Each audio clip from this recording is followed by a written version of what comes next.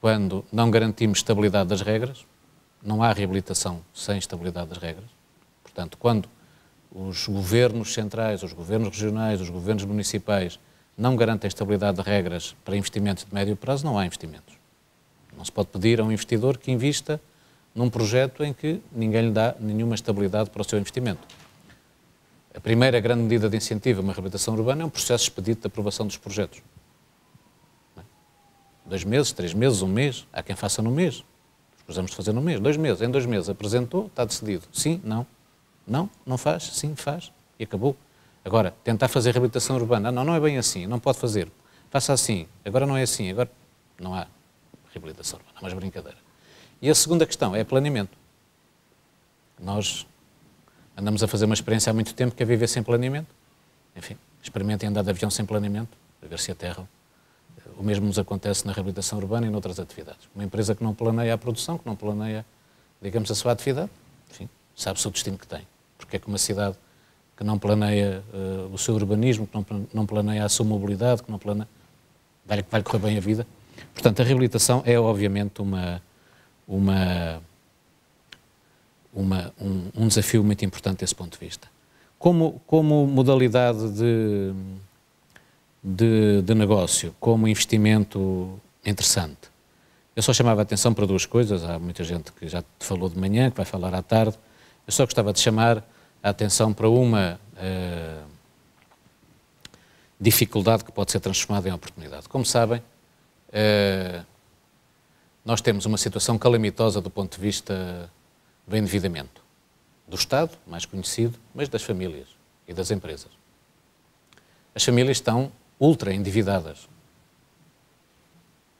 E estão endividadas de uma forma que é com indexantes da taxa de juro que obrigam a revisões semestrais dos contratos. A maior parte do crédito à habitação na Europa é com taxas fixas. Em Portugal foi negociado com taxas variáveis e com prazos de vigência dos contratos que ultrapassam 40 anos. Os contratos com 40 ou mais anos já representam mais de 50% do crédito à habitação concedido. Nós, quando entramos na União Europeia, tínhamos qualquer coisa como 20% de crédito na habitação e 5% de crédito ao consumo, no crédito, na dívida dos particulares, no peso do rendimento disponível. Portanto, todos os empréstimos representavam 25% do rendimento disponível. 20% na habitação, 5% no consumo. Agora, são 100% na habitação e 35% no consumo. E isto tudo já representa 135% do rendimento disponível. Como é que foi possível chegar aqui? Não é questão deste nosso seminário, mas é deste seminário como é que vamos sair daqui. E, obviamente, se não tivermos toda a sorte do mundo, se da crise económica e financeira em que nos encontramos não sairmos à velocidade que aqueles que acham que os problemas se resolvem 10 vezes mais depressa do que a sua própria criação, que normalmente não é. Um grande problema que demorou 10 anos a gerar, talvez exija 10 anos para resolver, não é? Andar 10 anos ao 20 a regerar um problema e depois querer que se resolva num ano, talvez não seja possível, não é? E, portanto, é capaz de haver muitas pessoas que na prática se endividaram porque acharam que era a única maneira de acederem à habitação. Se calhar nós vamos ter que fazer nos próximos 5, 10 anos contar a história ao contrário. Isto é, transformar ocupantes, proprietários relativamente jovens, profundamente endividados para o resto da vida, a pessoa com 28 anos, com um empréstimo à habitação de 45 anos, está endividada até ao fim da sua vida. Está fortemente endividado. Essa pessoa tem que ser necessariamente um ocupante proprietário com uma hipoteca ou pode ser um arrendatário em condições especiais. Se calhar, nós vamos ter que ligar os fundos para a reabilitação urbana aos fundos para a promoção de um novo aluguer que, obviamente, introduz uma situação nova na economia portuguesa, volta a dar mobilidade a famílias jovens que estão presas à casa que compraram, eventualmente num habitat que não é o que desejam para viver até ao fim das suas vidas, não é? E, portanto, eu só queria chamar a atenção que há aqui oportunidades muito interessantes. Com uma vantagem, que penso que é clara, com o Estado, não qualifico porque toda a gente sabe qual é o seu Estado, com o Estado da Justiça que nós temos em Portugal, investimentos em atividades que têm um risco moral elevado, como é o caso do arrendamento urbano, são investimentos com enormes dificuldades e que são muito mais possíveis de desenvolver com sucesso num quadro empresarial e coletivo do que num quadro individual de investidor particular. E, portanto, eu ligaria ativamente a reabilitação urbana ao arrendamento, a uma viragem que nós sabemos que temos que fazer do novo edificado para a reabilitação, do ocupante proprietário fortemente endividado e com hipoteca para um arrendatário, que não liga a habitação aos seus ativos, liga a habitação à satisfação de uma necessidade e, obviamente, permitindo a introdução no mercado de novos parceiros empresariais, uns que cuidam do financiamento em condições atrativas e novas, outros que cuidam da gestão de um novo mercado de arrendamento e outros que cuidam da reabilitação e da afirmação das cidades que se tornam mais atrativas. Era um pouco esta nota que eu gostava de deixar. É um tema em que acredito fortemente, até porque o nosso país tem pela frente uma dificuldade tremenda. Se nós sabemos, claro que a maioria da sala não se deve sentir tão confortável como eu em relação à ciência económica.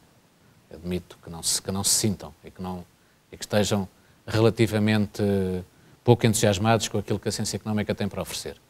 Como a ciência não é uma coisa certa, não é para esgrimir verdades, é para investigar, é para aplicar, é para fazer um caminho. Eu creio que, com esse conforto, vos posso dizer uma coisa: não há solução para o problema português no quadro que está a ser procurado. Não digo isto com nenhuma motivação política ou partidária, ou com nenhuma motivação política.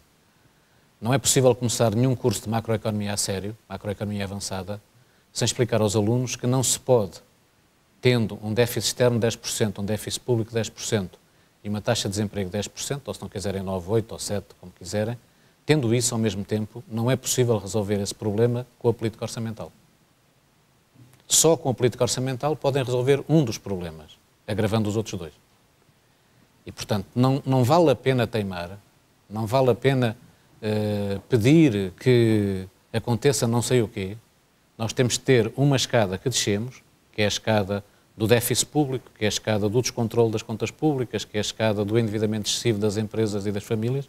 Essa temos que a descer, mas temos que subir outra, que demora mais tempo a subir, que é a estrada que gera emprego, que gera novas atividades, que induz novos mercados para as empresas. Uma dessas escadas chama-se reabilitação urbana. E é isso que eu creio que este seminário deve salientar.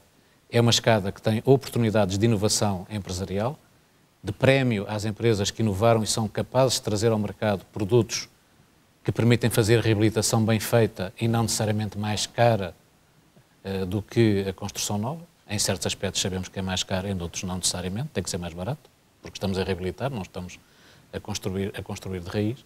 Este é um enorme desafio para a inovação e é um enorme desafio para pôr Portugal a crescer e era um pouco... Esqueci-me de desligar isto, peço desculpa. E era um pouco isso que eu gostava de deixar. Não propriamente uma ligação direta entre uma empresa, créditos firmados com uma Recer numa atividade específica, que tem que ver com a construção e o imobiliário, mas uma coisa muitíssimo mais vasta, muitíssimo mais interessante, onde, obviamente, se pode compreender porque é que a Recer aqui está, tendo feito um caminho de empresa industrial inovadora. O que é que acontece a qualquer empresa industrial inovadora? Tem que sair fora das suas próprias portas, tem que sair fora dos seus próprios mercados tradicionais e tem que se envolver em coisas que poucos ligam à indústria, mas que obviamente são hoje aquilo que é a indústria, que é fazer cidades atrativas, fazer empresas competitivas, fazer processo de atração de talentos e, no fundo, criar condições para que as economias europeias possam crescer com base na sua capacidade no conhecimento, na cultura e não propriamente tentar prolongar sociedades e economias que vivem do endividamento, que vivem da expansão desmesurada do setor público e que, obviamente, só terão como destino a ausência de crescimento. Quando tiverem seguido até ao fim esse caminho, descobrirão que não crescem, não geram empregos, não são atrativas, definham e, portanto, esse é, infelizmente, o problema que nós temos na Europa, em particular na Europa do Sul, e esta conferência, este seminário, eu creio que pode dar um sinal muito interessante de que, com coragem, com conhecimento, nós podemos fazer face a esta situação.